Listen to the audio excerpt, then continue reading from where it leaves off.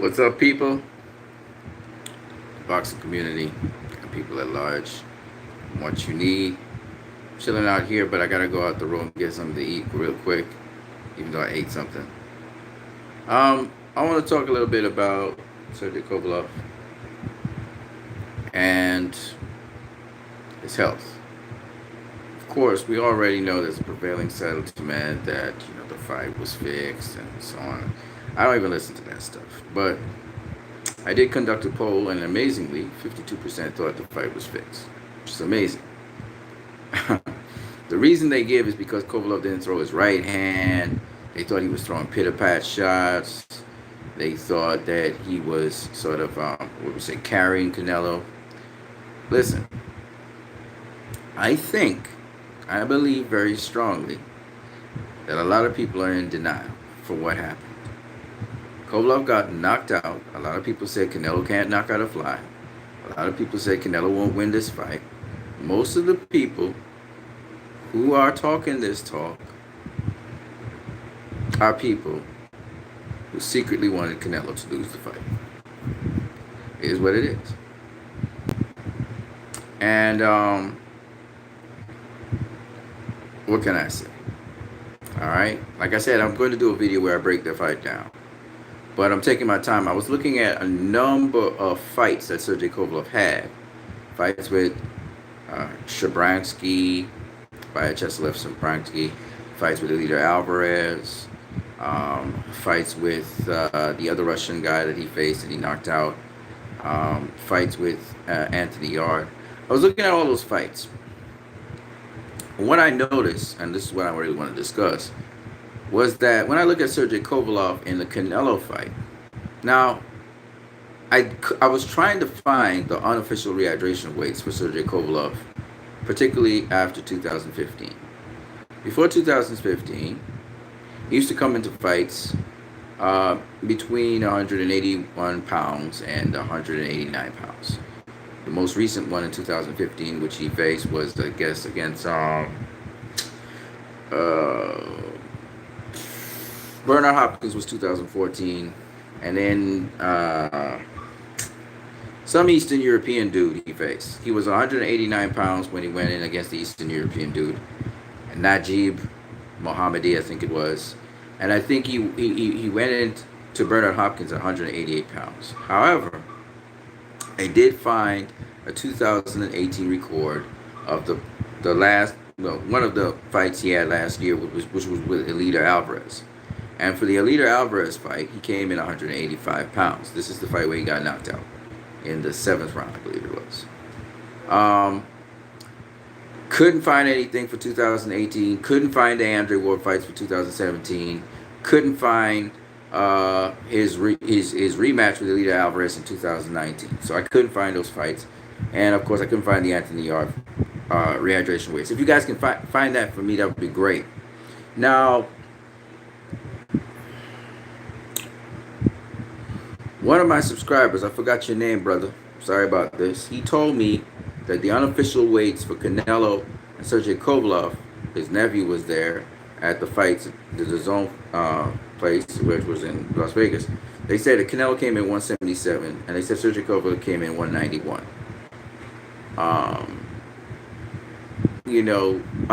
When I look at Kovalev's physique for the Canelo fight, it looks different, in my opinion, to his physique in the Eliter Alvarez fights, in the Vyacheslav Shabransky fights, both Eliter Alvarez fights. I think he was much better toned body-wise. He didn't really look physically bigger, but he looked, much more better toned. And even going into the weigh-in, when we saw him in the weigh-in, he didn't look as toned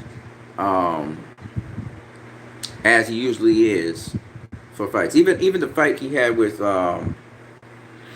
what's his name, Anthony Yarde. Okay, I thought he was much better toned and much better ripped going into the Anthony Yarde fight than for this fight. Maybe it is that he didn't have his strength and conditioning coach or whatever. I don't know. But I just thought that this is a factor that I was looking at it to investigate it, but I couldn't really investigate it in greater detail to give you guys actual facts. I was only just kind of looking at his physique. And what you guys can do is you can just go and type in and Google. You can Google and look at the images of Sergey Kovalev in some of the previous fights. The Elita Alvarez 2 fight, the Elita Alvarez 1 fight, the Russian guy, I forgot his name, that fight. You can look at the fight before that, which would have been Vyacheslav Sabransky. You could look at the fight before that, which was the Andre Ward fight. Both Andre. You'll see that his physique was a little bit different, okay? Much better toned. His shoulders look bigger and rounder and firmer. Now, I don't know weight-wise what he came in. In this fight, if those unofficial figures are correct, that, I forgot what the guy's name is. Sorry about that. Rollo Polar Bear? Was it Rollo Polar Bear? No, it's not Rollo Polar Bear. Anyway, usually you're here on my feed.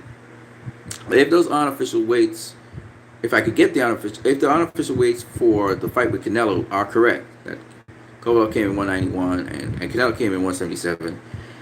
He rehydrated, but I simply believe though that his rehydration wasn't proper. What I mean by that is, so he struggled to make weight first of all, as we all saw. He had to do it 3 times on the scale, and that to me that says something. Okay, if it takes you 15 minutes to lose a quarter of a pound, it tells me that you had to sweat that shit off. He did go up on the scale. I saw the video where he went up the scales. He looked pretty good when he went up the scales and flexed, but it always takes something out of you, okay? And then the rehydration clause, I think, again, it puts his body under pressure. He's rehydrating slowly. Now, Kovalev, to be fair, as he rehydrates, he's been around 185 before. It's not like he hasn't been. So the rehydration clause wasn't that bad. And in fact, if I'm not mistaken, Andre Ward had a rehydration clause for Paul Smith, but Paul Smith didn't make none of the requirements. He never made weight, and he never made the rehydration clause, okay? And when he came in to fight Andre Ward, he was sluggish as shit. And I do believe when you have this pressure to make weight, it puts a stressor on your body, and you actually can get bigger. It may be harder to make weight because of the stress of trying to make weight. And so I just think that puts a strain on the body. And I too believe that Kovalev, going into this fight, his weight was compromised. And because of that, he didn't get the full relaxation he was supposed to have in making weight. So after that challenge of making the 185 was there, he rehydrated. If those unofficial weights are correct that this gentleman gave to me, I don't know if his name is Rollo Polar Bear or it's another name I'm thinking. It's Rollo Polar Bear. But if those weights are correct, then it means he rehydrated 6 pounds more, okay? But when you're trying to rehydrate, if you're not, it takes a while for the body to rehydrate. Even me, if I've been in the sun too long and I didn't rehydrate properly, it takes me a good 24 hours to get fully hydrated back. I'll be peeing and all of that stuff, but it's not going into my tissues like it should. The water's passing through. It doesn't matter how much water I drink, right? So I think that's what happened with Kovalev. And I noticed they were giving him fluids as the fight continued. He was actually drinking water. And generally, you take the water into your mouth, you let it move around your mouth, and then you spit it out. Because usually you should go into a fight properly hydrated. Canelo didn't have that problem. I truly believe, Intangible Boxing, shout out to you, brother. I truly believe that Kovalev had difficulty rehydrating. I think this same phenomena happened with Danny Jacobs. Same phenomena happened with Rocky Fielding. And I think these guys come in a bit compromised. They're a bit weaker. And I think their health, therefore, is in jeopardy. And as the fight progresses, you think of even catch weights. Catch weights go under the same kind of principle. If a guy can't make weight properly with a catch weight, it's mainly because of dehydration and the stress put on the body, and then it takes a while for the body to rehydrate. Extreme case of this was Oscar De La Hoya versus Manny Pacquiao. Pacquiao could eat whatever he wanted. He was hydrated. He was perfect. He was 148 pounds on fight night. Oscar De La Hoya couldn't even rehydrate past 147, which was terrible. Oscar did not. That fight didn't end because Oscar was, outclassed by Pacquiao. No, he was slowing down more and more as the fight progressed because his body was compromised. Okay? And so I do truly believe that that is a factor. Now, we can use the example of Diego Corrales versus Floyd Mayweather. We can use Manny Pacquiao versus Eric Morales. We can use the second and the third fights. We could look at a number of instances in boxing, like I said, Andre Ward versus Paul Smith. We can look at examples, many examples in boxing, where guys are their weight is compromised, their size is compromised, and they're dehydrated going into fights. Badou Jack just very recently talked about he was flat going into the Marcus Brown fight because he was dehydrated. He said it was his fault that he was dehydrated, but he was dehydrated going into the fight. So I think that principally was the problem. When I saw the weigh-in, I said to myself, "Oh my God!" I was amazed that Sergey Kovalev was able to pull off 11 rounds in that fight, and he said that he was gassed out by the sixth round, and that makes sense. I truly believe that a lot of people saying Kovalev didn't look like himself. Well, he did look like himself, and yet, because you have to give Canelo credit for certain things that happened in that fight. Canelo's the only guy to walk down Sergey Kovalev, to have him on the back foot. Now, Shabransky did it, but he got caught. He got caught bad. And the reason was because his defense wasn't that great. His head was in the center line. So he pushed back Kovalev. He even tagged Kovalev a bit. But in terms of Kovalev's not really that fast a puncher. He's got a lot of power, but he's not really the fastest puncher in the world. But he pops that jab, and he popped the jab more against Canelo Alvarez than I ever seen him pop his jab. And that was mainly because I do believe also that Kovalev, he needed to use that jab to keep Canelo off of him because Canelo was literally walking him down. Now, why I speak about this, and I think it's a very important thing, and I've been talking about weight for a while, because a lot of people dismissed it. Oh, it's just a quarter a pound. And I listened to the media dismissing it to try and take away or detract, to take away from the seriousness of trying to make weight. Making weight is a serious thing. And I think it was a factor in this fight, definitely, especially down the stretch. And so if you look at Kovalev, he always gets stopped somewhere around. He's been stopped by Alida Alvarez. The same kind of shot, an overhand right, was what put Kovalev into stun Kovalev. And if you look at the fight with Andre Ward, again, it was an overhand right that stunned him. Okay? So Canelo hitting him with two overhand rights. He caught him. He moved to the side. He hit him with he threw a left hook, which Kovalev blocked. And then he came back with a right hand to the head. And that's the first thing that stunned him. He staggered off to the corner. And Canelo caught him with a second overhand right. He took that one better. And then he turned around, feinted as if he was going to go left to the body, and he caught him with a left hook to the head. And that just totally wobbled him. And while Kovalev was gone on his feet almost, Canelo connected him one more time with a right that put him down. He was senseless. He was just knocked out cold because his whole head jarred up. And that could have killed him. Okay? I would like to know how his health is progressing. I really am a Kovalev fan off of this fight. I really am impressed by him. Because just imagine, you're going against dehydration. Your body's weakened. You see him, you actually saw him go back to the corner with Buddy McGirt, and you could see he was fatigued and tired. And this motherfucker just kept on going. I mean, I have a lot of praise for him. I'm glad he didn't die. He could have died in that ring. He boxed brilliantly. I have a lot of praise for Kovalev, and I think if he's properly hydrated, he needs to have a strength and conditioning coach so that he can make weight properly. And I do believe this guy is still a force to reckon with in boxing. And I think he's a smarter boxer. I think he can claw his way back and get a championship belt. If it's not the WBO, it's possible he could beat Bivol. I know people don't think so, but I think so, mainly because of his boxing skill. He'll need to be a bit stronger. He fights pretty good off the back foot, so that's not going to be a problem. He does not present his body as an easy target anymore. I like that he uses the right hand at certain times when it's convenient, when it's defensively responsible, so he doesn't get countered like that. His distance control is a little bit, he needs to work on that a little bit more, because Canelo was closing the distance on him as the fight went on, and then he started throwing the jab when he should have probably closed range.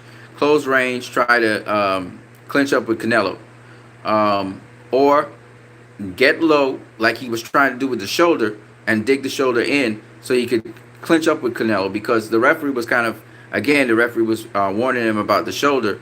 And I thought that, the referee could have let that go. He could have let that slip by, because once he's not once he's not uh, once he's not knocking back Canelo with the shoulder, if he's just bumping him with the shoulder to get on the inside, to get position, that's part of boxing. And I thought that was kind of, again, the ref. I mean, he was going against a lot of things in this fight. He was going against a lot of things. I'm not taking anything away from Canelo and his win or anything. I'm just saying the arrangement that they had, I thought made it. I mean, Kovalev had a steep hill to climb.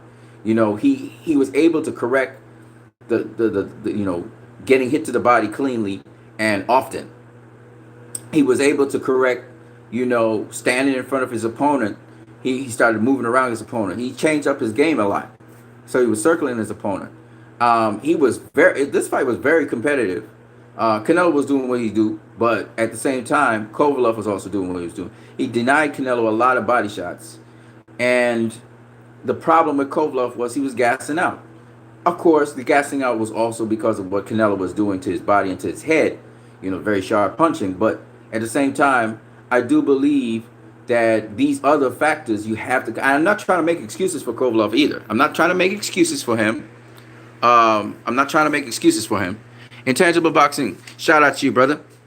Intangible Boxing says, for these LDBC, now please don't lump everybody in the LDBC together.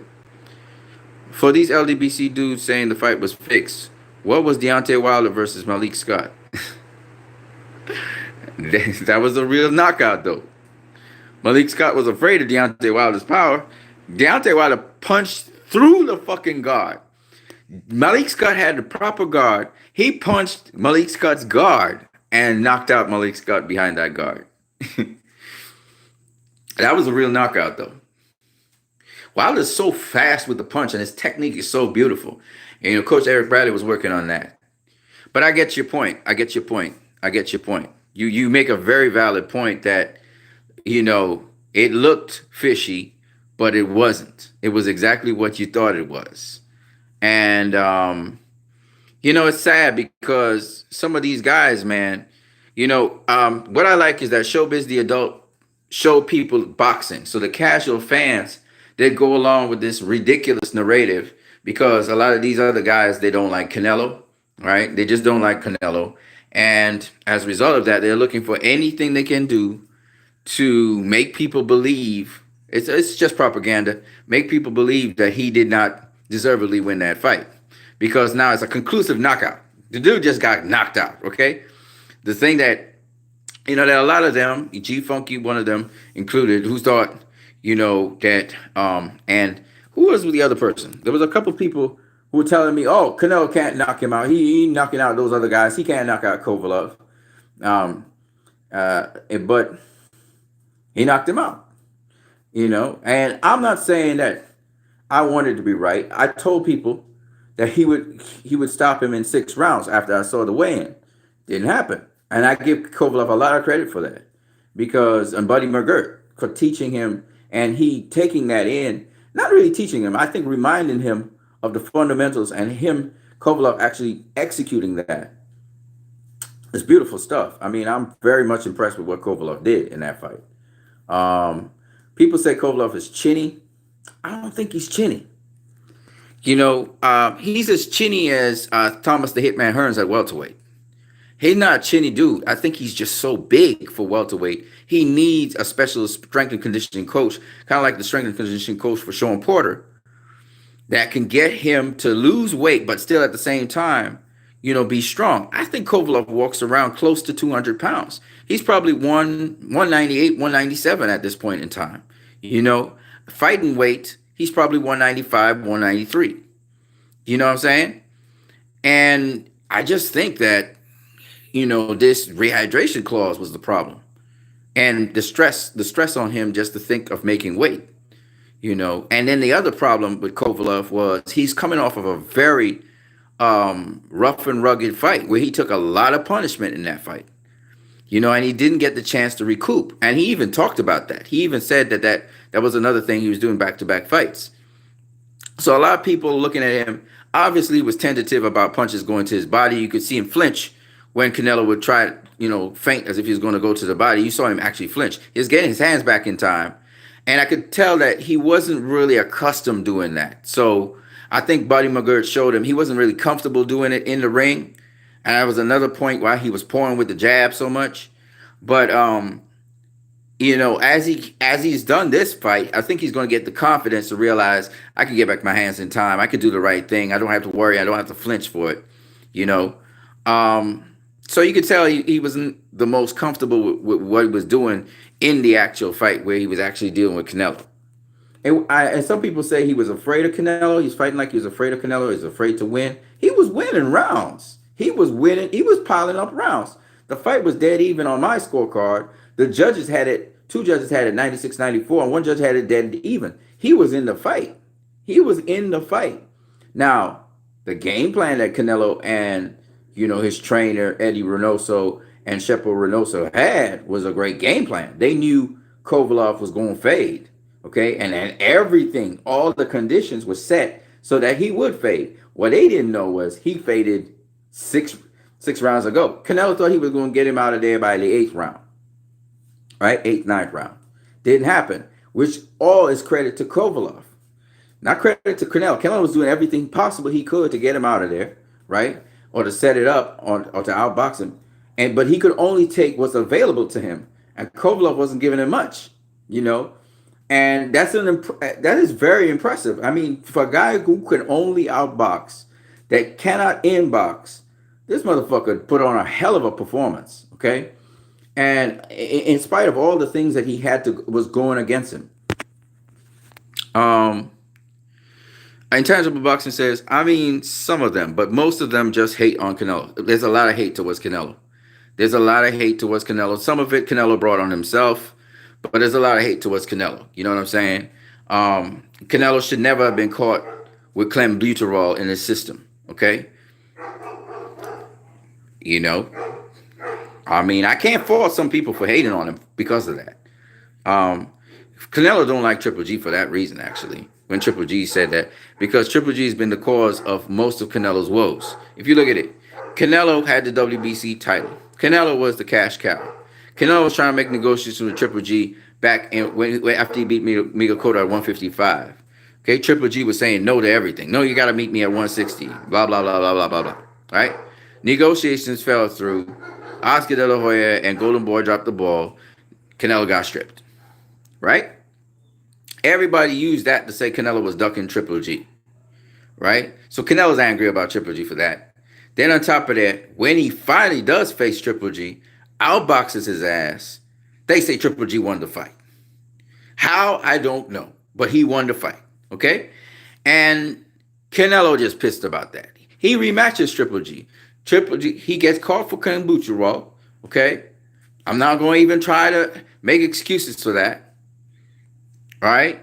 He's never been caught before or after. Okay? And he's always been tested with USADA and then later on VADA. And he was a proponent of that. He's all about clean testing. So I don't know what to make of who to believe, but he was, as a fact, tested for clenbuterol. This is what it is. I'm not going to defend that shit. All right? I'm not going to make excuses for him. But he hasn't been tested positive since, and he's been tested year-round by VADA. So anyway, the point is, he was mad at Triple G when Triple G started going in on him about that. And when he finally fought Triple G, right, he walked his ass down. People attributed that to clenbuterol, even though that was 6 months since the use of clenbuterol. Clenbuterol doesn't stay in your system for 6 months. And he was VADA tested all the time. So obviously, Canelo was like, motherfucker, I'm going to walk your ass down. I'm going to try and knock you out. And he tried. He tried to knock out Triple G. He just couldn't. Right? But the point being that Canelo realized that he does not like Triple G, okay? And Triple G is like fucking Manny Pacquiao to Floyd Mayweather. He's like the kryptonite. Since that motherfucker came on, and they already didn't like Canelo because people always had the opinion that the judges were scoring a fight for him. And I think Oscar De La Hoya and Golden Boy had something to do with that. Okay? because there definitely was somebody on the payroll, that would reveal that. Hold on one second. Shit, I gotta go out. I gotta go out now. Otherwise, I'm gonna miss everything. I don't have to go all the way out the road into my state. Hunker down. Yeah. Waiting too long. Is it 9 already?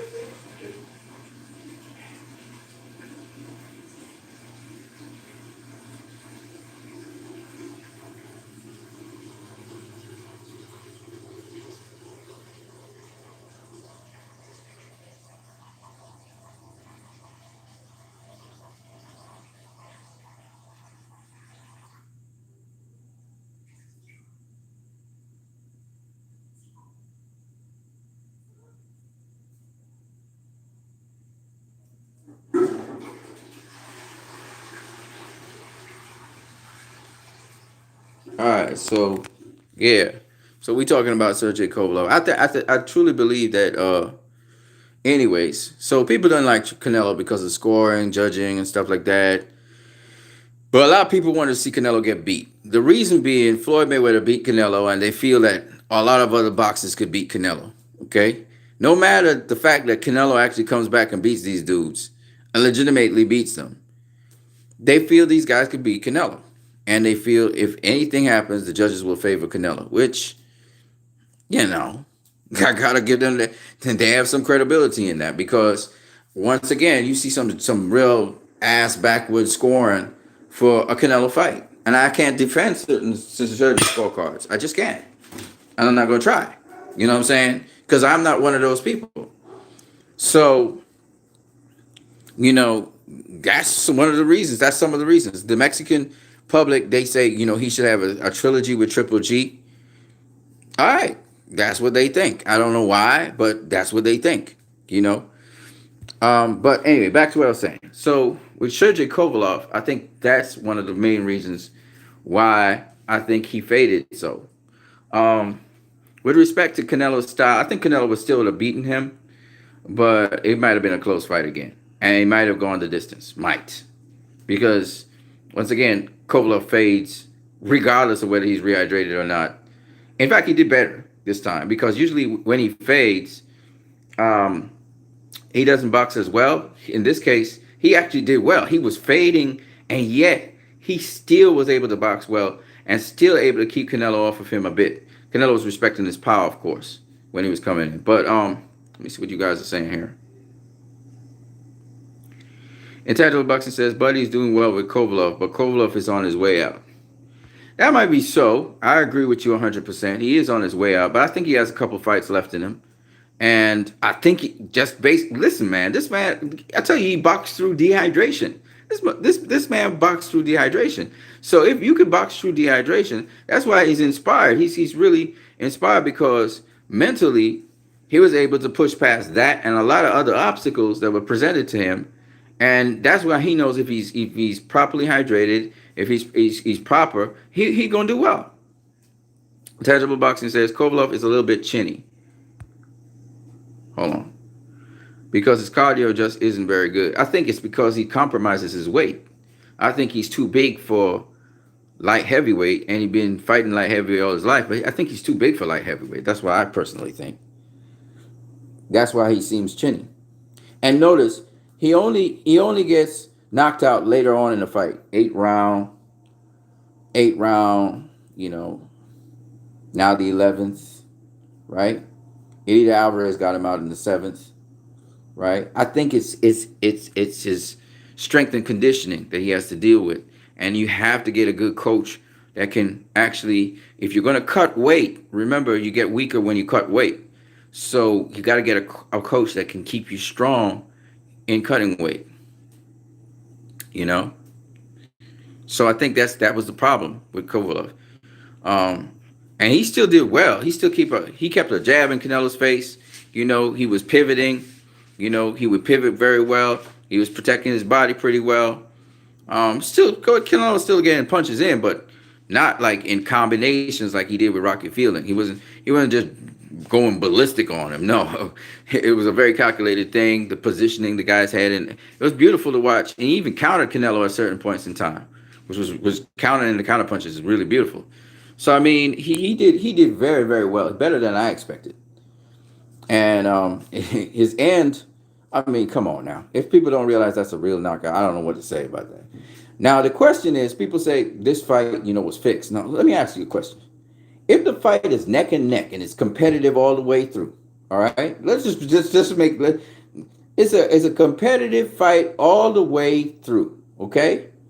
How on earth would a guy just allow himself to get knocked out in the championship rounds? The fight's almost done. He gonna just sell out and get himself knocked out. Bad. No. Why would people think that? No. Well, they think Kovalev could have done better. He could have thrown his right. He did throw his right. In fact, round 10, he was blazing with his right. In fact, round 7 and 8, he was blazing with his right hand and his left hand. But it just didn't work with Canelo. Whereas when he goes southpaw and he throws that left hand like a right hand, it didn't work because Canelo was out of range. Canelo be stepping in and then you just pull back or you step out. And Canelo's pretty quick with his footwork. So it was a chess match, which a lot of people didn't appreciate. So I listened to people who were booing the fight, not understanding it was a chess match that was going on in there. It was a battle of mind, not a battle of physicality. And I think, and Buddy McGirt said this was going to be who is the smarter fighter, right? That Buddy McGirt said all of this. So I'm amazed that, after hearing the fight plan, hearing that Buddy McGirt would do, Kovalev explaining, because Kovalev's a very honest guy. He said, I didn't use my right much because I didn't want to get countered to my body. So I kept my right tucked to my body. He told you everything. Kovalev's not a liar. He doesn't tell lies. He's as honest as they come. I talked about that already. So I can't understand how people couldn't realize that Kovalev, he didn't throw the fight. Come on, man. You are in a fight where you're competitive. You could win the fight. You're going to throw the fight. Come on, man. Why would you throw it in the 11th round of all rounds, right? It didn't make no sense what they were saying. Kovalev was tiring out. Eddie Reynoso realized he was fading. So he told Canelo, listen, man, go out there now and stop him. Eddie Reynoso told Canelo to finish the fight. How would Eddie Reynoso know that? He's seen at Kovalev's time. But unlike Anthony Yarde's trainer, he didn't make Canelo excited. No, he told him what to do in his ear. And Canelo went out, keep his composure. The thing with Canelo is he keeps his composure. Kovalev, though he was boxing brilliantly, just like Vordic, he still was jittery. You could see he was jittery. He was burning up a lot of energy, throwing a lot of jabs. When, like Andrew Ward told Clarissa Shields, you don't have to waste so much time throwing so many jabs. You gotta mix up your jabs. You gotta pace yourself. You gotta keep your composure. Canelo wasn't wasting energy. And that's the difference. That's why Canelo could have gone 12 more rounds, right? He was fresh as a bird. Why? Because Canelo was conserving his energy. He wasn't throwing a whole bunch of punches. It was Kovalev that was throwing a whole bunch of punches. But whenever Canelo ripped a punch, yeah, he missed some, but he usually landed his punches. His accuracy was on point. Canelo ain't gonna waste no punches, right? And the difference between Canelo and those other fighters, like I keep on trying to explain to people, is Canelo is an in-boxer, in-fighter. So Canelo literally had the perfect sort of stance, the perfect guard to deal with a Sergey Kovalev. He would keep the guard. He would lean in with the guard and have Sergey Kovalev tapping his head. Sometimes he tapped the center of his head. Sometimes he tapped the guard, right? You saw Gennady Golovkin do the same thing, fishing for him. And he would tap his head, tap the guard. Don't y'all remember this shit? Gennady Golovkin, he didn't have no weight compromising, but he was tapping. Why? Because, 1, you have to try and get Canelo's timing. 2, you have to locate him in space. He's got really good defense. It's not easy to connect with Canelo, okay? And Danny Jacobs learned that. He was throwing a whole bunch of jabs, and none of them was even hitting Canelo. Canelo was just standing right in the pocket with him and smiling at him, and Danny Jacobs couldn't land nothing. So if Canelo was that kind of fighter, obviously Kovalev had to pump the jab a lot. Or if he was smart, and I hope Buddy teaches him this, He can mix up the jab so he doesn't have to pump it so much and use feints to keep Canelo off of him. Canelo was using a lot of feints on Kovalev.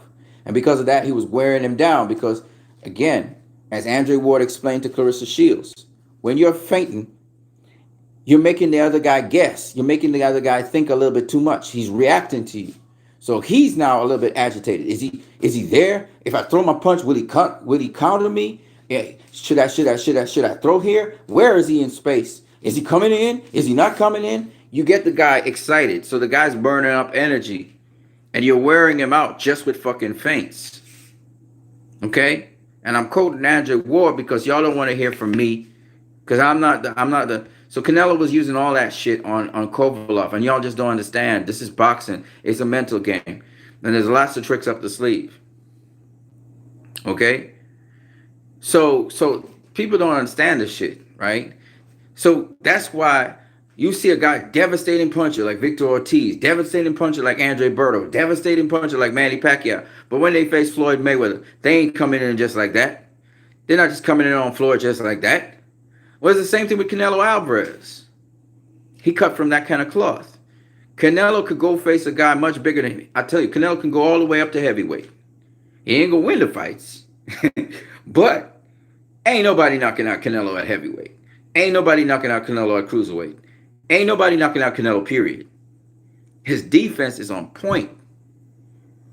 And there are things he does in there which makes it possible for him to do what he do. Nobody's ever walked down Kovalev like that. Nobody. So everybody's like confused. This is a little guy. How come he walking down Kovalev like that? So nobody can compute that. They're like, man, Kovalev must be, he shouldn't be running away from Canelo. How come he's running? He should assert his power. Well, he tried. He tried in round 1. He tried in round 2. All he got was gloves. He tried to hook around the gloves. He got gloves. Okay? He tried to really load up on punches, throw punches. He hit air. And the dude's coming in and he's counterpunching your ass. The little dude. And he's doing it with precision. With precision. Andrew Ward had to eat punches to get on the inside. He would rush in. Canelo was strategic. Strategic. You can see his rehearsed movements. This is a dude that's not scrappy on the inside. He knows that's like he lives on the inside. And still at the same time, he got to respect Kovalev power. So he be on the outside. But he's taking his time on the outside. He's on the outside. He's just out. Then he puts the guard. Let him tap it. Kovalev, he tapping the guard. But as soon as Kovalev try to put some steam or some heat on something, totally missing Canelo. Then here comes the counter. Triple G knew about this. Danny Jacobs knows about this. Well, Rocky Fielding, he don't know about it because he got stopped in the first round. Canelo just totally didn't respect him. All right? So Kovalev was doing the right thing. Then again, you're not going to fight Canelo on the front foot. That's exactly what he would want. When Kovalev was pushing back Canelo was countering him with left hooks to the head. Okay? In the 8th round. Why do you think Kovalev stopped pursuing Canelo in the corner and he eased off of him? One, he needed this. He knew if he emptied his load on Canelo and emptied his tank, Canelo would counterpunch and probably get him out of there sooner. Because Canelo was setting a trap for him, right? So he didn't want to waste the energy he already didn't have. The second point is, and you see, you guys don't understand boxing, so I understand, but you guys don't understand boxing, so it is what it is. But at the end of the day, Kovalev was smart enough to understand that sometimes Buddy McGregor came back in the corner. I was telling him, man, you should stick the jab on him. But Kovalev knew that jab wasn't going to land. He hit him with a good body shot, and that was about it, right? He had to spare his gas tank. When Manny Pacquiao threw that combination on Floyd Mayweather after he had hit him with a counter left, he realized, I ain't doing shit to Floyd. So he backed off. So seeing a fighter back off from another fighter, he knows there's a trap being set. He wanted you to waste energy. Canelo did all kinds of things Canelo did to wear down Kovalev. Why do you think Eddie Reynoso was comfortable saying, okay, now go on, take him out in the 11th round? Why do you think? Because Kovalev ain't got nothing left. His power was gone. Everything was gone in the 11th. Canelo had waited it out. He wore him down this way, wore him down that way. He was worn out. So now I'm going to go in there and take him out. Okay? They was applying pressure straight through the entire fucking fight. You heard the commenters saying Kovalev ain't hitting Canelo with something to give him respect. Canelo was never going to respect that. He was going to respect his power, but he was always going to walk him down. And the way Canelo walks down a fighter is off an angle. He's coming off an angle, coming at you. All right, how he caught Kovalev? He sidestepped him. He went to it was called an inside pivot. He went to the side of him, weak side, and threw a left hook and a right hook combination. The left hook was blocked. The right hook caught Kovalev. And when Kovalev staggered off to the side, Canelo rushed in and he hit him with another right hook. Okay? And then Kovalev, he took that one better. And he kept his guard up and he was looking at Canelo. He's popping the jab. He popped the jab. As he popped the jab, Canelo feinted as he was going to go low with the left hook, and he came over the top with a left hook to the head. And Kovalev was not ready for that. And he got hit flush. That's what staggered him. Because he was not expecting that punch to come to his chin. Canelo was ripping the left. He was ripping left hooks to the head, and he was catching Kovalev with left hooks to the head throughout the fight. But in this case, he was also digging left hooks to the body. So when Kovalev saw the left hook coming from down low, because Canelo was always looking, and he don't even be looking at the left hook. He's like a no-look left hook. He throws the left hook, so you can't tell from his eyes where he's actually going to land it because you can't see him. His head's turned. So when he turned over the left hook and he caught him to the top because he was trying to protect his body, it stunned him. It literally, he wasn't even buzzed. He was rattled, okay? And he buckled. That's why he buckled. And then Canelo finished it off by sliding off to the side, so Kovalev would never have been able to hit him. And he dropped that right cross on him. You know, and that knocked him the fuck out. And he's still strong. Kovalev was still a strong guy. Because even though he went down on his knees and he fell over the ropes, of course, you know, he just stayed there slumped over. But anytime you see somebody slumped over like that, think of Luis Ortiz versus Deontay Wilder, the last knockdown, where he just went down, you're just staring at the ground. Or you think of Victor Ortiz, even, when he got knocked out by Luis Collazo, where he just was staring at the ground. That happens because, again, yeah, conditioning has a factor to do it, but it's fatigue. The fighter's fatigued. Anthony Yarde, when he got jabbed by Kovalev, he fell down, right? It wasn't the jab that knocked out Anthony Yarde. It was the fatigue. So there's a difference between a fighter who's fatigued and gets knocked out and a fighter who gets knocked the fuck out.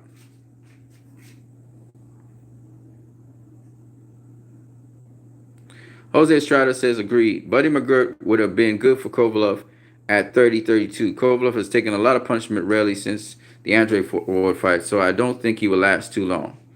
I think, but like I said before, I agree with you 100% again, intangible boxing. I'm not saying no. I think he has a year or two left in him, if so much.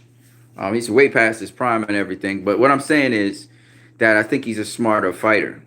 And under the conditions that he faced Canelo, I just truly believe this guy has a lot more in him. He's got at least 2 or 3 more fights left in him. And he's going to actually perform better. This guy has always come back from a loss. He's a true champion.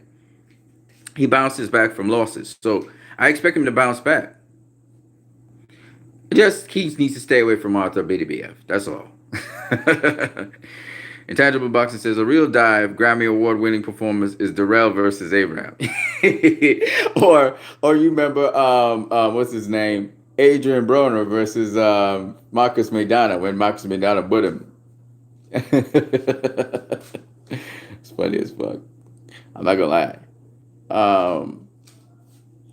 Intangible Boxing says, Victor Ortiz is one of the greatest divers in boxing history. No. Not at all. Not at all. Not at all. Boxing Monster, Canelo, the new king of boxing. Yeah. He's definitely, he the cash cow and he's pound for pound number 1. But you know, haters are going to say, no, he's still number 3, whatever. I don't care. Boxing Monster says, what's good, homie? Man, I'm good, man. I'm good. I'm supposed to go out and get something to eat, though. Still. Kovalev should move up to cruiserweight. Yeah. 100%. He needs to fight at cruiserweight. Either that or he gets a strength and conditioning coach like Sean Porter has so that he can lose the weight and still keep his strength. Intangible Boxing says he destroys Bredis. Yeah, I don't see why not. I mean, Bredis is a big dude though, but yeah, he I think he can do well at cruiser if they don't kill him. But he got to build his strength. He needs to build his strength and conditioning. He boxes very well, but he has to build his strength and conditioning. You know. So that's what I wanted to comment on. I want to see the follow through on what happened with Kovalev, if he's okay and he's back with his family. I really like the guy, and I really liked him a lot when I realized he did a lot of things for himself. You know, this guy's a self-made dude, and the hard life that he came up in really has me really having a lot of respect for him. And just the way how he boxed in this fight, man, this dude's a true champ, man. He's a true champ. He makes no fucking excuses. You know, I like him. I like him a lot. He's a very honest guy as well. And so I'm looking forward to that, you know.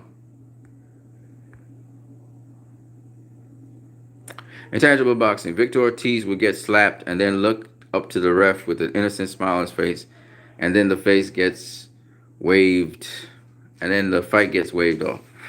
You see, you guys are clowning Victor Ortiz. By the way, he won his last couple of fights. Boxing Monster says Canelo can compete for the vacant WBC cruiserweight 5-time divisional champ. Fuck no. I hope not. I think he maxed out at 175. I don't think he can do any more. He came in 177, which is 2 pounds over 175 limit. I don't think he can get any heavier.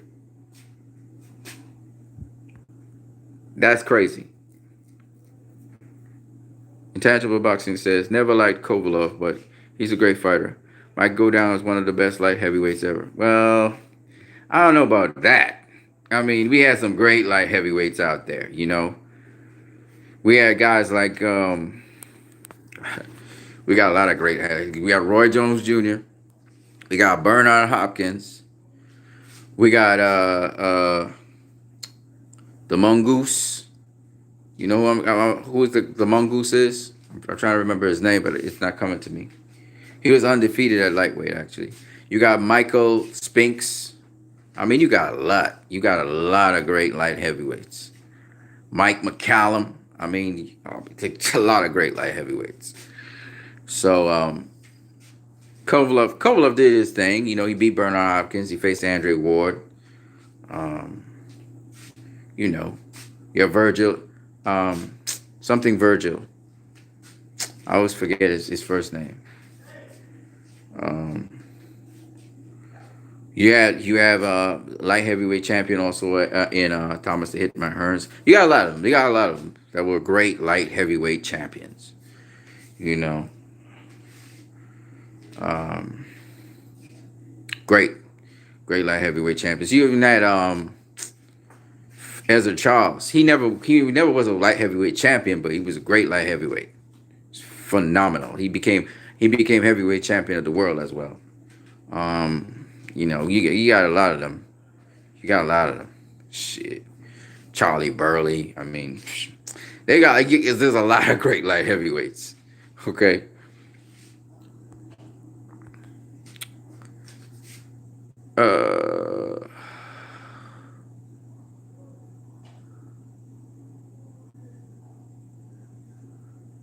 Boxing Monster says it's going to fixed anyway.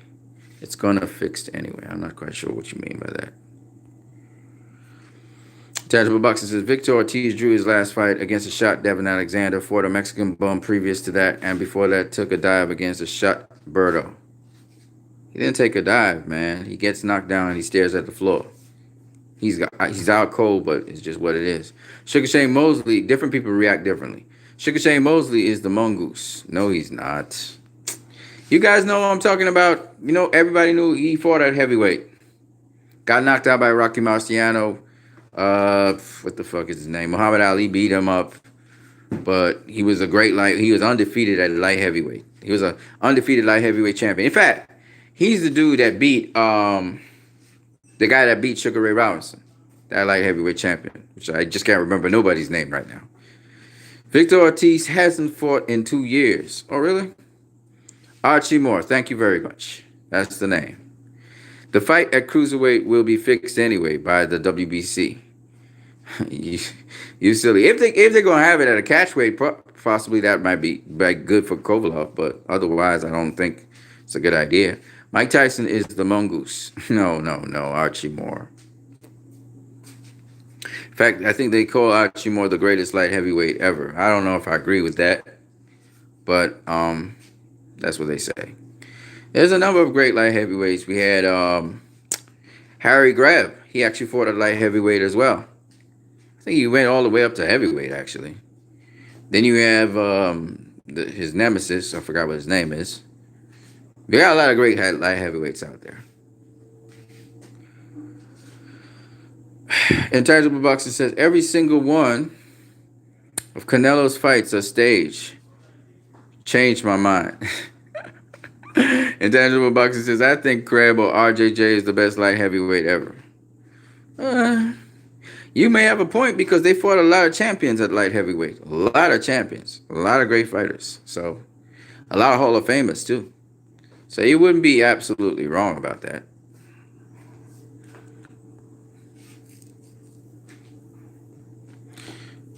Boxing Monster says Mike Tyson is Brooklyn Mongoose. It's funny. Anyways, so that's what I had to say about Sergey Kovalev. I think he's the greatest light heavyweight is Evander Holyfield. How the fuck is Evander Holyfield never was a light heavyweight? He was a cruiserweight, man. Now you're talking cruiserweights. Mike Tyson, Duck Charles Martin. What?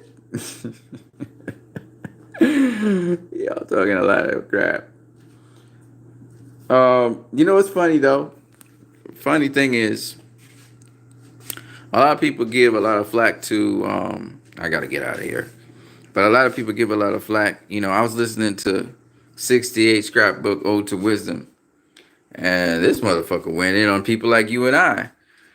Well, me, because I'm a black person. And I was talking about how I don't see the fight with Canelo being fixed. And he went in. I don't know what's 68's problem with Canelo. But he's on a serious hateration, man. Then I was listening to Capital of Combat. Of course, I talked about Showbiz the Adult, and Capital of Combat broke down the fight. Made sense to me. And Barbershop's conversation on some hating ass shit too. You know, he's talking about how Barbershop conversation saying how what was it? Andre Berto said he thought the fight was fixed. What's the other guy? Austin Trout thought the fight was fixed, and Chris Eubank Jr. thought the fight was fixed. And I'm like, what's wrong with Barbershop conversations? D Styles said he didn't think that the fight was fixed, and he left a poll out there. You know, it's just amazing listening to these people. I put out a poll as well, and the majority of people in my poll actually thought the fight was fixed. And I'm like, what the hell are they talking about? I don't understand that shit. Boxing Monster says, Battle Jack said the fight was fixed. Yeah, Battle Jack even said that. I'm like, what the fuck are they talking about? Like, I don't understand. Why is the fight fixed? What are they seeing that I'm not seeing? I don't understand. Because they're boxers. They should know. Well, at least I think they should know. Boxing fans on YouTube have Stockholm Syndrome. We always come back to the channels we hate. Or that hate us. Possibly. I don't know. But I was just keeping my eyes out there for different people saying different things. And I was like, what the hell? I was listening to G Funky. And in his live stream with Reggie Owens, they seem to be going down that road too. And then I listened to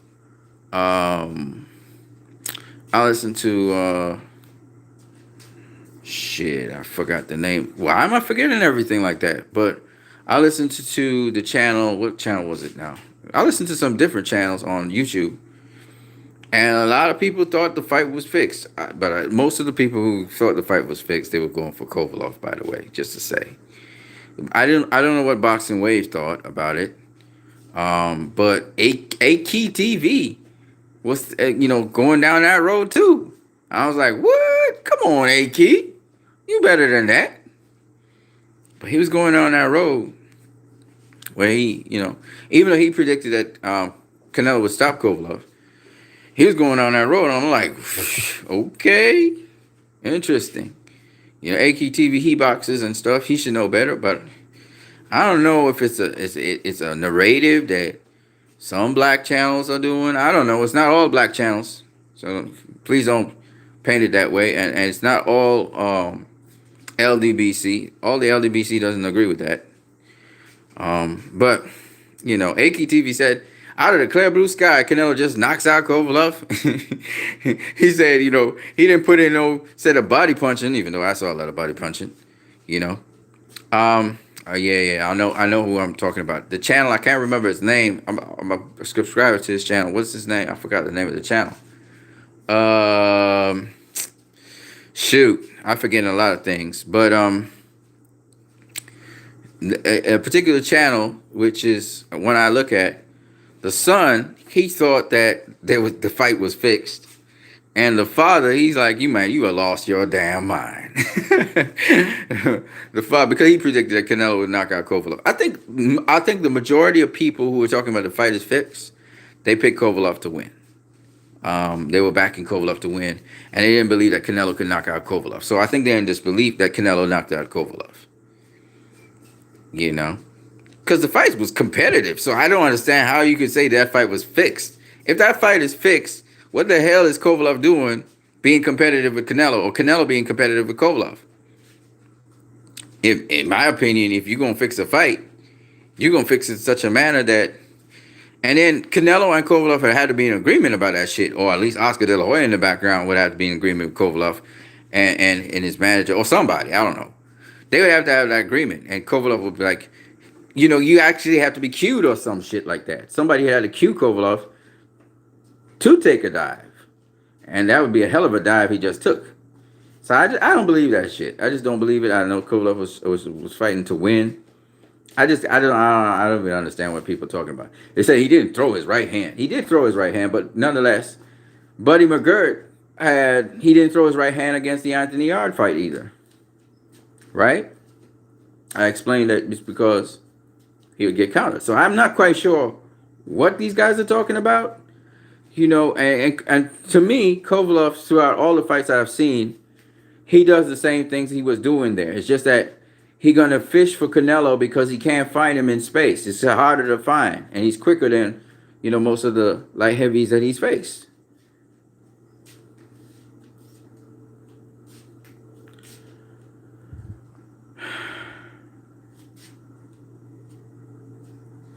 Intangible Boxing says, funny thing is, these fighters that say the fight is fixed are all either PBC fighters or Canelo's counterparts. People that Canelo beat. Yeah, I realize that. It is what it is. I haven't gone back to DBN in over a year, Boxing Monster. I mess with Dante's Boxing Nation. He cool, dude. He all right. I don't agree with everything he says, but they have some... Dante's Boxing Nation, Boxing Ego, they got some issue with Canelo because he's not black or something. And I heard 68 Scrapbook saying that Canelo's a white boy, and I'm like, Canelo ain't white. Like, y'all don't even understand that Latinos, they are multiracial. They have many different races that make them up. Canelo's not white. For those people who think he's white, he's not white. He might pass for white, but he ain't white. He's mixed with many different races. That's just the way how that go. I heard the Irish trying to claim that he's Irish, and I'm like, he ain't Irish. He's not Irish. You know what I'm saying? It's one of those crazy things, man, where people just want to identify with somebody. Because I'm not saying he don't have, European blood in him. I'm not saying that at all. But I'm just saying he's not just... If you saw my grandfather, you'd swear he's white, right? My grandfather ain't white. Okay? He comes from a Spanish and French background. Okay? They call him a French Creole. But he's sure as fucking hell you think he's white. But he ain't white. You know what I'm saying? But people like to claim... They like to identify and claim. So they're trying to claim Canelo as if he's white because, He got the complexion for the so-called protection, and on top of that, his hair was cinnamon or red. He is a redhead, right? But his other brothers weren't redheads, right? If you saw my little brother when he was younger, my little brother, he passed for white, but that don't mean shit. You know what I'm saying? Now my brother looks like a Syrian or a Lebanese, if you was to see him. You know what I'm saying? But that's just what it is. You know what I'm saying? When you're as they call it, mixed race, you show all kinds of features. Okay, this is what it is. They still call me black, so I live with it. Plus, I actually have an afro. uh, you know. So all I'm saying is, and you can call me Latino if you want. I don't speak Spanish, but I'm mixed with all kinds of shit. Okay, I got European blood in me too. So what? Don't mean shit. You know what I'm saying? Don't mean I'm white.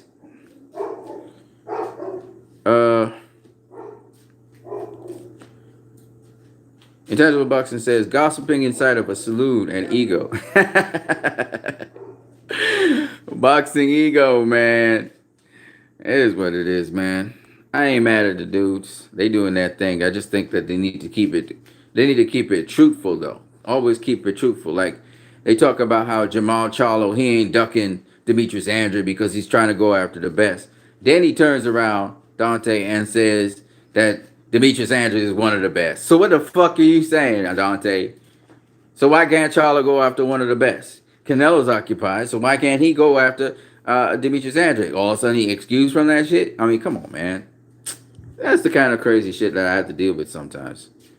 Brothers just be kind of like on one narrative. You know, they got their own agenda. It's bullshit. I remember Dante saying, Triple G couldn't miss with the jab. He was hitting Canelo with the jab for the first fight. I exposed his ass. YouTube eventually eventually flagged my video, but before that happened, I was playing that shit over and over, and I repeat Dante's voice over. Hey, I like Dante. I like him, but come on, man. When you talking lies, don't tell people lies, man. You say you was about the truth. Don't be telling people lies.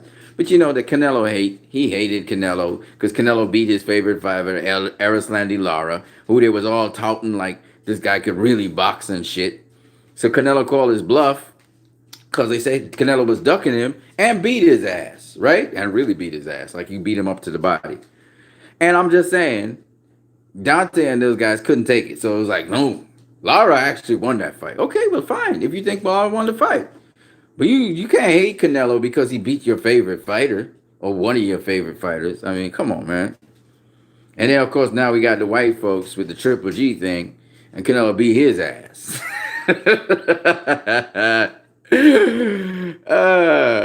I enjoy saying this because I like when I can strip off all of the fucking hype and the bullshit that's inside of boxing.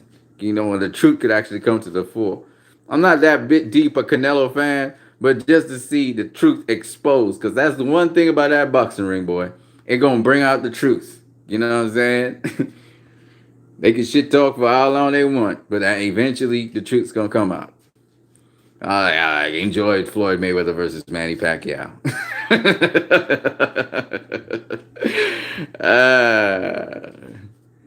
Boxing Monster says Dante's Boxing Mayweather, Dante's Boxing Nation, moved to Cambodia to sell rice patties from his cooking channel. Okay, cool. Hey, man, I ain't mad at him. Do what you got to do. Tangible Boxing says Kovalev will be stupid to have the fight fixed. You know how much his earning potential skyrockets if he wins? Exactly. But he had a lot going against him, though. I gotta give him that. You know, he had a lot going against him. Intangible Boxing says, he's laughing at what Monster Boxing said. Intangible Boxing says, Canelo isn't white. Yeah, he's not white. I think a lot of people get the wrong impression about the dude. Canelo isn't white, but he's Caucasian, if that makes sense. No, he's not Caucasian. He's not white, he's not Caucasian. He is Latino, though. I give him that. Tangible Boxing says, I'm condescending, so I'm very selective, just like Golden Boy and in the channels I like. Y'all talk so much shit. Boxing Monster says, Intangible Boxing hates Canelo because he beats his favorite boxer, Liam Smith. Well, Andre Ward beat Paul Smith. Maybe Callum Smith can get some revenge. Fix Canelo. Intangible Boxing says, Monster Boxing. Fix, bro. Same with the Munguia fight. That Munguia fight versus what's the dude's name? The Australian dude who's really Irish.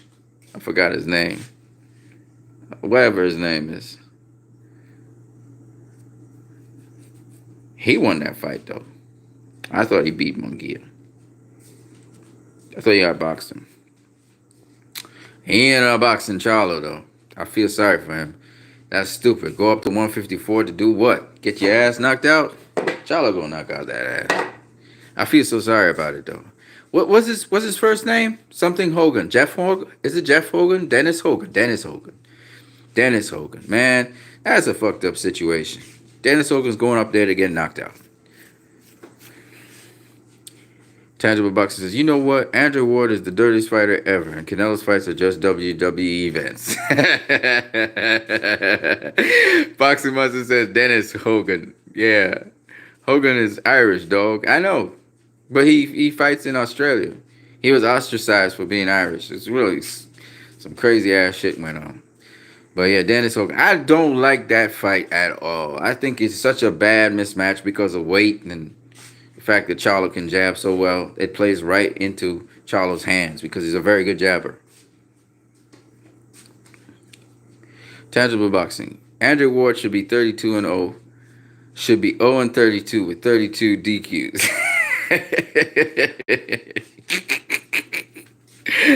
That's so fucking funny. Oh. You know, some people actually believe that shit. Ward got dog in him, though. I give him that. He got dog in him. Canelo, too. They got a similar mindset. But I'm telling people, y'all need to stop that shit about Canelo facing Ward. You know. Canelo ain't beating Ward. I just don't think so. They got this joke about me being from the UK. I just don't see it.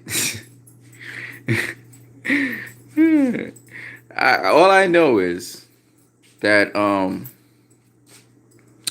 you know, there's certain fighters, you know, Ward got a bad end of the stick, too. They call him dirty. They call him boring.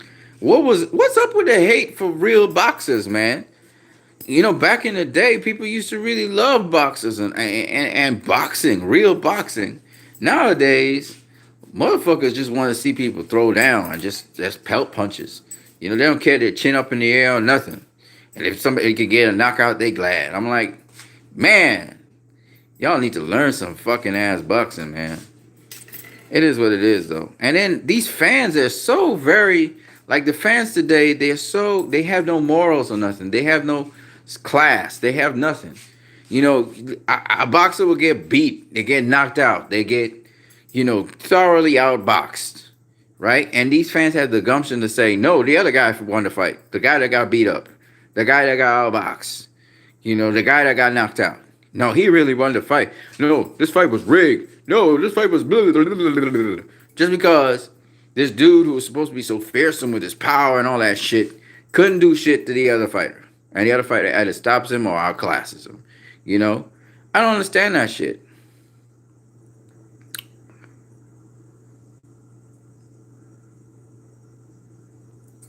And the thing about it is, you know, people think because I am somebody who's black, I'm supposed to back black fighters. Motherfucker, while it's true, I will back some black fighters because they're black like me. And I will also back black fighters because, you know, I know what they go through and sometimes they don't get the shine that they're supposed to get. Let's not get it twisted, okay? If you ain't got no damn okay, you got some skill, but if you being overhyped, I'm gonna call it. You're being fucking overhyped. Okay? And you know what's the weird thing? The legitimate guys out there who really doing shit, those are the guys that everybody puts down. Okay? Danny Garcia did some shit. Everybody puts down Danny Garcia, okay? Yes, he fought Rod Sulker. Yes, the Maestro beat him, okay? Never denied that shit. But what I'm saying is the man put down work, okay? You look at Floyd Mayweather, not getting the credit that he deserves. The man was the best boxer of his generation. Top of that, probably the best boxer ever. These motherfuckers just be going in on him. Andre Ward, motherfucker ain't lost since he was a child. They went in on him. Okay, Canelo got the best resume in boxing besides Manny Pacquiao. Okay, just took on a guy 2 weight classes up who showed us that he really is a quality act. Okay, yeah, the dude's at the end of his career. We got that. Okay, duh. But what I'm saying is, ain't nobody else in that fucking division that Canelo was at doing that shit. You can't talk if you ain't gonna go up 2 weight classes and face. Why didn't you face Kovalev then? You know what I'm saying? If you are trying to critique him so much, then go up to the fucking 175 and face him. In fact, Canelo just knocked him out. Why don't you face him next? Demetrius Andrade, Jamal Charlo, or all of you guys that back them and saying that Canelo was cherry picking or whatever, which I was saying too. But then I thought about it. I said, ain't no fucking Gennady Golovkin or Demetrius Andrade or Andre or Jamal Charlo going up to 175 to face Kovalev. Even after he's got knocked the spark off by Canelo, they ain't gonna go up and take that risk. And supposedly Triple G knocked out Kovalev with a body punch. Well, Triple G, if you so bad, go up to 175, face Kovalev. Then you get the immediate Canelo rematch. You know what I'm saying? I just don't get this shit, man. And this is what pisses me off. Hold on. They got this joke about, okay, Boxing Monster says, intangible boxing is from Peter Pan land. Intangible boxing says, snorting pixie dust through pixie sticks, be right back. Boxing Monster says, Abel Sanchez said black fighters are boring. So Deontay Wilder, I guess, is boring. Come on, man. Boxing Monster says, you're Afro-Latino, not black. Tell that to a white person. What are we saying here? Intangible Boxing says, they hated war because of the Kovalev Froch fans, then were diehard. Man, they hated war for a long time. You know what I'm saying? They hated war for a long time. And War did nothing but win. They said War lost the first Kovalev fight. Please, man. People hated War because he's light-skinned. Some of them, yep, they hated it because they say he not black enough. And some of the other people say he not white enough. Because Ward, his father was white, his mother was black. And guess what? His mother forsook them. It's the father that raised them. Father was a little bit crazy when he got drunk, though. Used to beat their ass. Intangible Boxing says, Andrew Ward's 50% American. It's just going to be funny. American blackness is deeply resented. Man, I don't know what's wrong with these people. Andrew Ward married a black woman. It doesn't really matter, though. Whether you like it or not, he had a white father. And he loved his dad. He really loved his dad. You know what I'm saying? So, say what you want. Ward is not just black. Everybody thinks black people. You know what's the weirdest thing? Of all the people in the world, at least,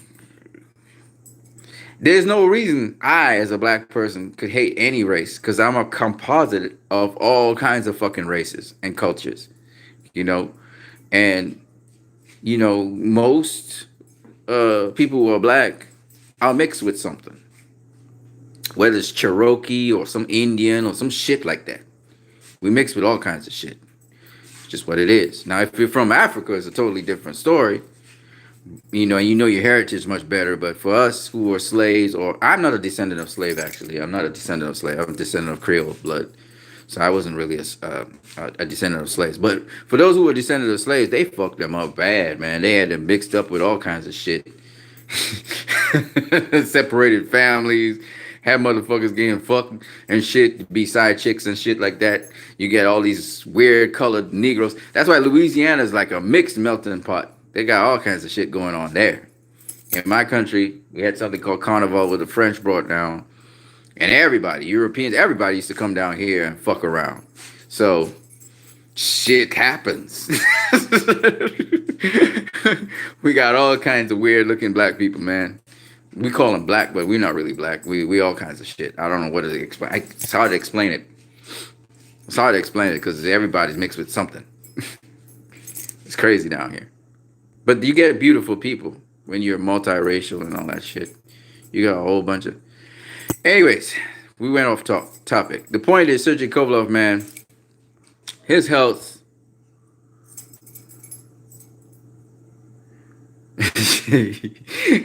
I'm gonna go back to just now. I'll get it. Intangible Boxer said the Ward haters should have attacked his dad for what's this word here? Skeeting in a not white person. Not playing though. Yeah, he probably could have got lynched back in the day. Be like a Negro lover.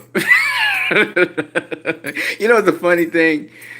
Guys be messing around with black girls or whatever, and they call them Negro lovers, right? Yeah. In the plantation, the master used to go in on some of them black women, boy. Yep. Yes, he did.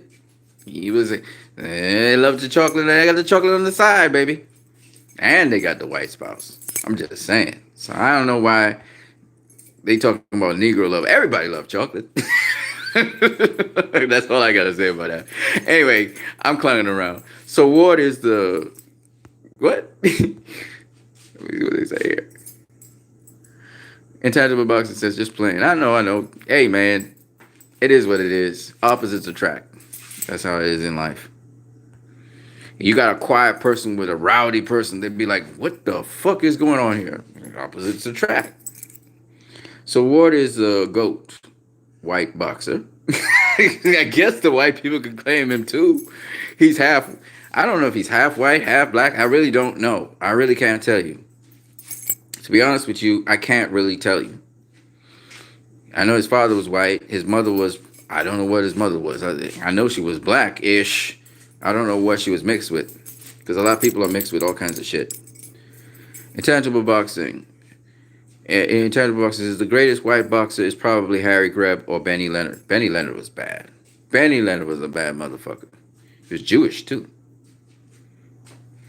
That boy could fight. That boy could fight. The Ghetto Wizard came from a poor background too. Bad motherfucker. Boxing Monster. Peter Pan, you hidden below the belt. That's funny. Like Ward.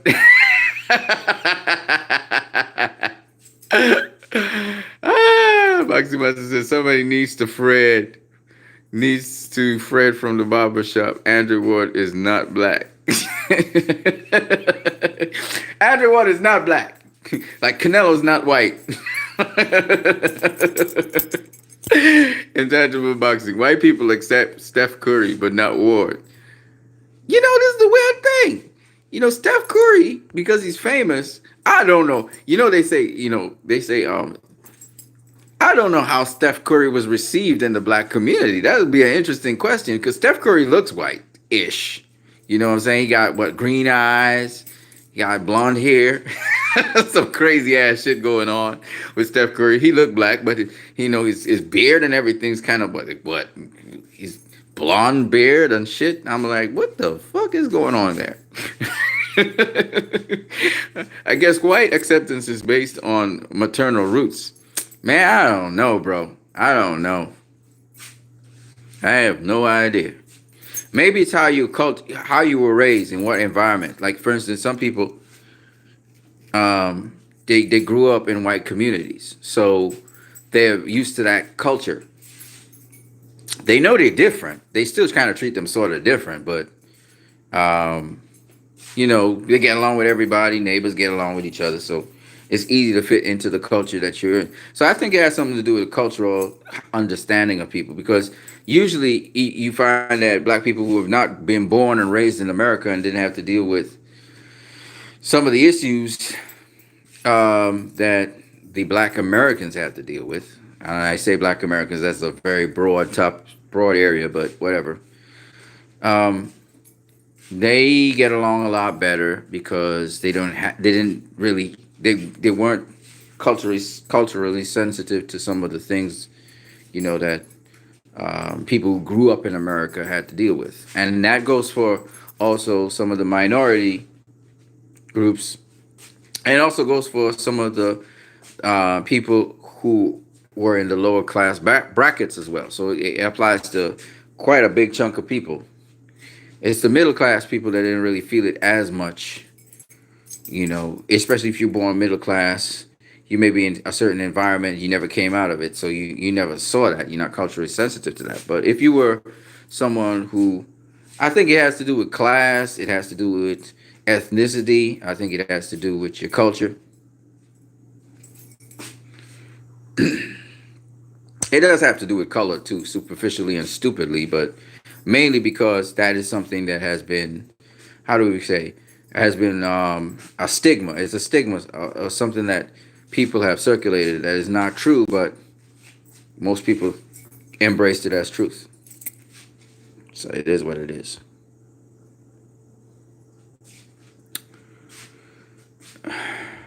Intangible Boxer says he cried when Ward retired. Who's that? Who cried when Ward retired? Boxing Monster says I saw Fred. Oh, Fred.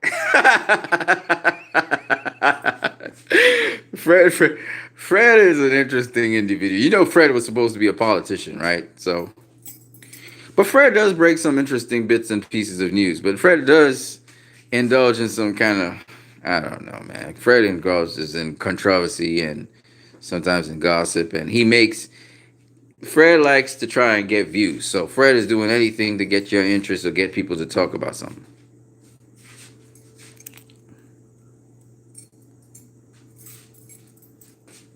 I saw Fred at the Maurice Hooker versus Ramirez fight here in Dallas. He bounced as soon as Hooker got KO'd.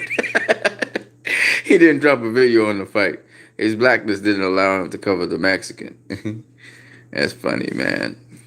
Fred, man. Fred.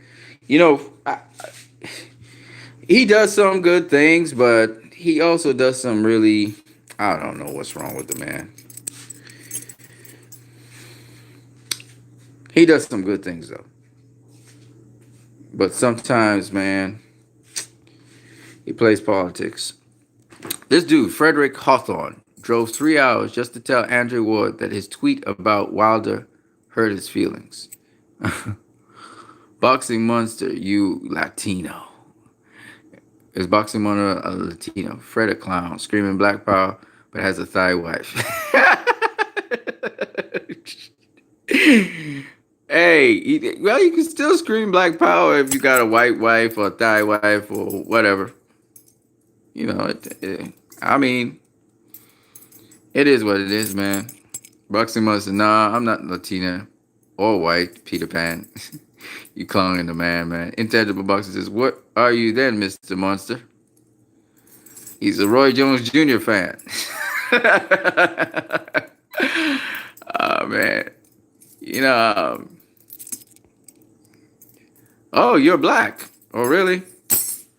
This black thing is a confusing thing because a lot of people are labeled black and they're not really black. Take, for instance, I know some people from Asia and they're labeled black because their complexion is dark.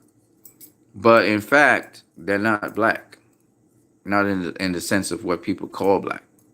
So you find that in my country, for example, the Madras Indian, that's people from the Madras, East Indians, their own East Indian counterparts call them black. And they clown them for being black. It's funny when I heard Andre, Adrian Broner clowning Richardson Hitchkins, saying, if you were to walk out in the night, nobody would see you. I mean, he was clowning him, but Adrian Broner himself is black. It's one of those funny things. And you would be surprised how this color and racism happens within even the black community. They talk about perfect hair and all kinds of shit. It really is fucking irrelevant. Who gives a fuck about that? I don't. I don't give a fuck about that. I think an individual is an individual, a person is a person. And it'd be boring if everybody was one complexion of color, quite frankly. Anyways, that's just my personal opinion.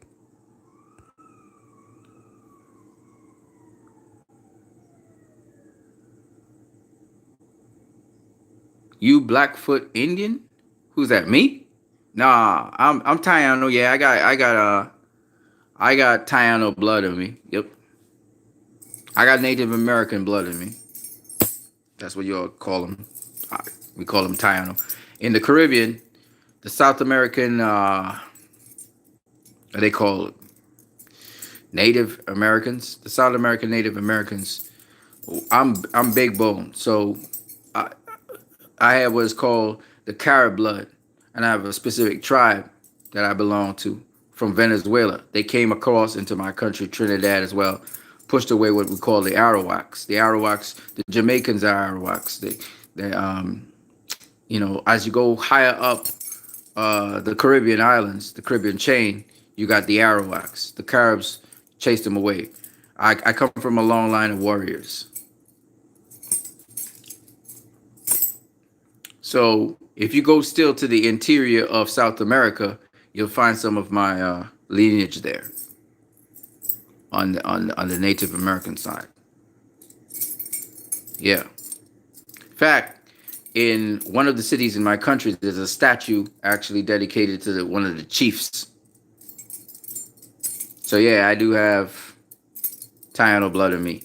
I have Portuguese blood in me. I have Jewish blood in me. I come from West Africa side. I come from West Africa side. I can't tell you exactly where, but I have ancestors that come from West Africa. But I also have Portuguese blood, French blood in me, and because I'm a Creole. My grandfather was French Creole on one side. My other father, my other grandfather. He was Spanish. He came from Venezuela. One of my grandmothers, she has Scottish blood in her. She's black, but she has Scottish blood in her, and she also has. She comes from a tribe from Africa, which they came to Barbados. So she has Barbadian or Bajan roots. She was a Scobie. There was a plantation there, and so the Scobies really come from a particular tribe. So yeah, and then on my mom's side, I have my grandmother. She was also black, but she was black and French, and so her mother spoke fluent French, but she also spoke patois, which is a sort of a dialect of French, and so her mother came from Grenada, but via Saint Lucia. So again, we have some French blood there, but it's not French necessarily. It's the slaves took on the French. And the weird thing about it is that's where the lineage sometimes gets messy, because I have some Ghanaian roots as well. Well, Ghana is on the West Coast, as you know. But I also come from tribes that are in the eastern side of Africa. So it's kind of mixed up how things went down. But it's not necessarily that, because like I said before, I have Creole roots, which means that those people, see, people don't know this, but black people also ran black plantations. and they were they didn't have slaves. Like the people under them worked like servants mostly. But so when you say you have Creole roots, the Creoles or they weren't mulattoes. The Creoles more look like white people, but they had a more lenient system because they wanted to get optimal uh, earnings from their product. It's a long story. This race thing is a long story. It's very complex, but when in terms of plantations in the Caribbean, it was sugar was the thing, and basically when it didn't become financially viable, that's when the slave trade stopped and all of that stuff.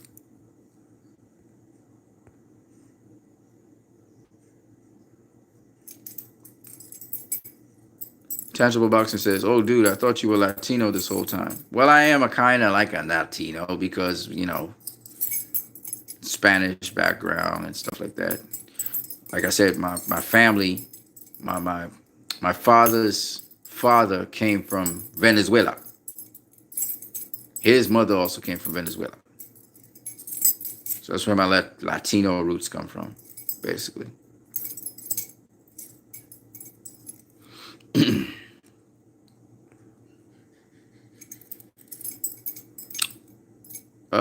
Boxing Monster says, I'm Big Bone too. Yep.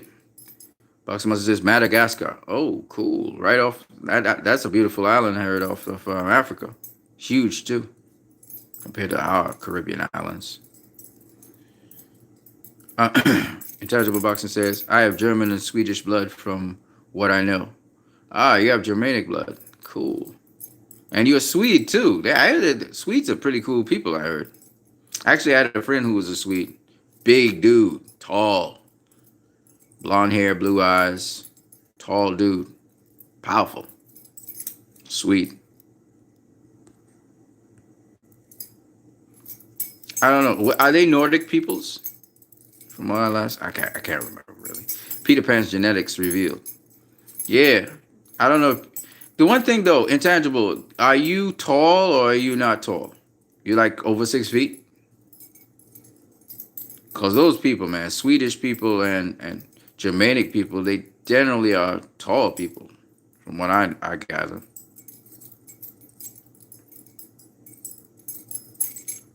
Yeah, I shouldn't have been tall, cause my dad was short. He was like 5'6", but my mom was 5'8", and her brothers they're all relatively tall people. I ended up being 5'10".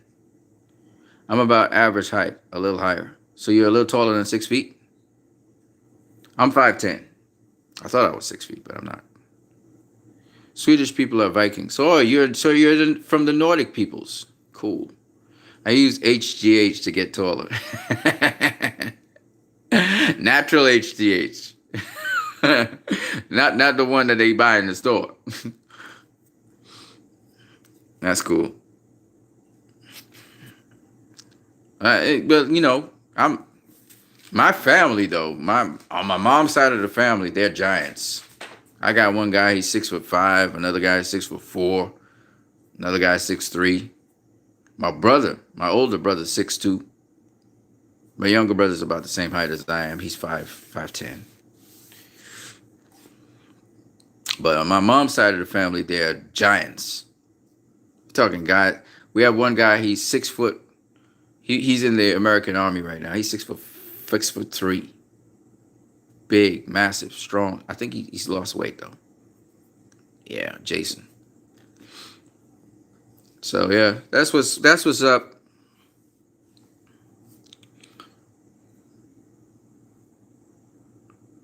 You're clonging now. You're 5'5", trying to make 168. You clonging now. Hey man, I gotta get out of here and get something to eat, but I'll be back later on tonight to talk a little bit more boxing. I may actually break down a couple fights. So what I'm gonna do is I might actually play the fights in front of you. So like the Deontay Wilder versus Tyson Fury, you guys not gonna see the fight, but um, I'm gonna play it, and then you guys could listen to my commentary on it if you want to. It'll be a live stream. Unfortunately, I can't show video because YouTube will flag me. But I still want to go through the Deontay Wilder versus Tyson Fury fight. Just call it as I see it, and then probably I'll go through some other fights. You know, as tonight goes, I might go all the way up to 1 o'clock in the morning doing this. Maybe not, because I'm gonna go eat something again. It's gonna be very late. It's 10 o'clock in the night right now, where I live. I don't know if Eastern Standard Time. If you guys are in daylight saving time now because of no, sorry, that's in summer. My bad. Anyway, man, it's good. Is it cold over by you guys, by the way? I know in Madagascar it's not that cold, but it's not cold here. It's hot like fire. But today has been hot. It rained. It's very hot. This is tropics. It's Caribbean, so it's beautiful weather. Beautiful place, actually. If you guys could come down here, you know, I would love to have you guys down here so you guys could check out the tropics and shit. But you got to get your visas in order and that kind of shit. Oh, it's hot in Dallas. You kidding me? At this time of the year? That's crazy. That's crazy. Dallas, Texas, baby. Everything's big in Texas. For real. I've realized that. But it'd be nice, you know, for people to come down here, check it out, check out the place, and then I go up by you guys and stuff like that. And hopefully we could spar and box. That would be cool. You know, because I want to do some boxing, man. I really want to do some boxing. I'm itching to box. But I know I have to take my time. So yeah, that's what we got for now. Kovalev, I thought that's what one of the things I think that he had to overcome, and I'm so happy that he's alive and hopefully he's still healthy. Still want to follow up on that just to make sure he was okay after that knockout. But dude got paid, so I wish I could get that kind of pay without the punishment. You know, I wouldn't want to get knocked out. But yeah, that's what I thought. And so the people who are talking about the fight is fixed or they're just making excuses. You know what? Losers make excuses, okay? Now, there's a difference when, you know, you're saying, oh, I thought he definitely won the fight or something like that because it was a close fight. But it's another thing when the dude got knocked out, man. There's no other conclusive way to end a fucking fight. And then for people to now say and try to take away from Canelo's win by saying it was fake or whatever is the saddest thing I've ever heard. You got to be a sore loser to say shit like that. You know what I mean? So, you know, I don't know, man. Anyway, peace out to Boxing Monster. Peace out. Texas in the house and Madagascar in the house. Shout out to you guys, man. It was nice talking and chopping it up with you guys.